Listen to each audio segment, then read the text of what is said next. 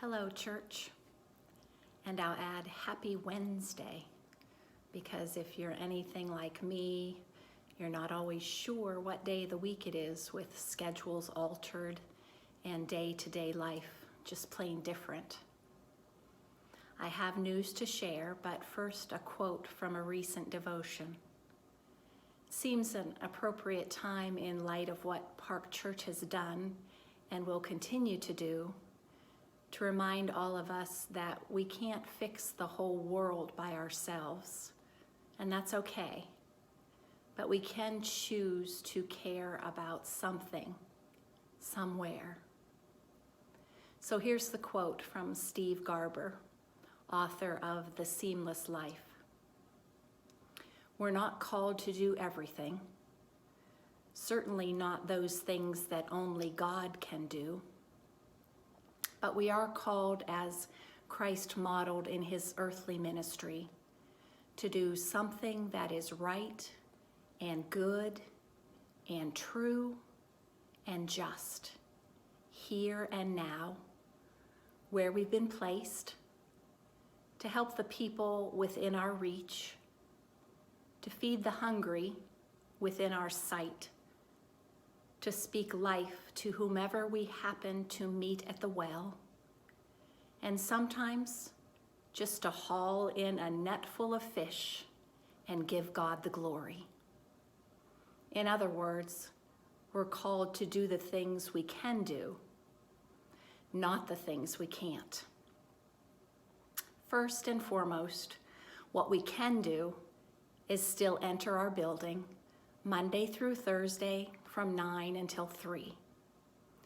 As Erie County moves to the yellow phase this Friday, some things will remain the same at Park Church, but a couple things will be different. We will continue to offer worship online, not in our sanctuary, so that remains the same. If you do enter the building, you should respect others by social distancing, and please wear your mask. The door will remain locked for now, but there is a new doorbell to the right of the glass doors. If you ring this during office hours, that will alert Emily, myself, or Pastor Eric that someone is at the door. We will do our best to respond to the doorbell, but you can also still call the church phone number that is posted on the door if you need to enter the building. What will change beginning May 8th is the shift on the number of persons permitted to gather. That new number is 25. This means it is acceptable by the new standards for covenant discipleship groups or committees to meet at the church if you decide to do so. Leadership continues to communicate with our cleaning service to make sure the spaces that will be used are sanitized appropriately, so rest assured that dialogue is happening in that area. Please know that the Zoom meetings happening in the life of the church can absolutely continue if that's what your group decides. The bottom line is folks need to do what is comfortable for them and communicate individually with your small groups or your committee to discern what is best moving forward. Okay, that was some pretty heavy news. I'll move on now to the lighter stuff. Please consider still bringing items to the church for the Northeast Food Pantry. Remember, we have a monthly requested item, and that is mixed vegetables for the month of May. With our new doorbell, you might consider a ding-dong ditch. That's a new concept recently shared with me by Pastor Eric. So you put your canned goods by the door, you ring the bell, and then you run or walk away. I love it. Same goes for the Sanders coupons for the youth ministry, The Door. We continue to share those with Bill or Zach.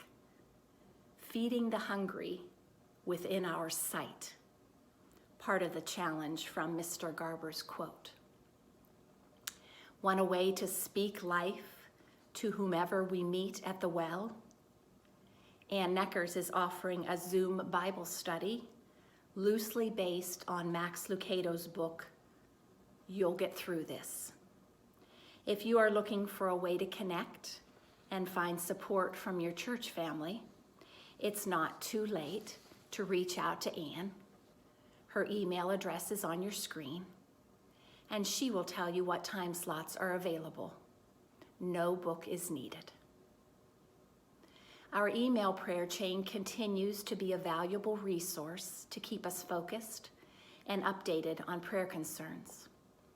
We now have a permanent prayer request email connected to our church domain, so please take note of the email address you need to use moving forward.